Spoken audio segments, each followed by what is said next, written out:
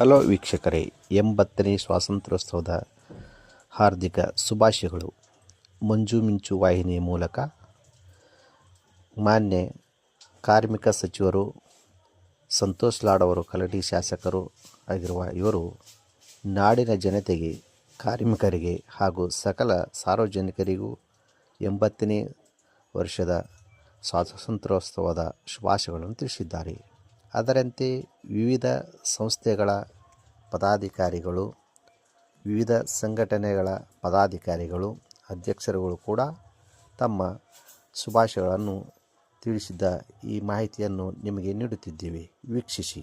ವಂದನೆಗಳೊಂದಿಗೆ Manjunath M. Malagi.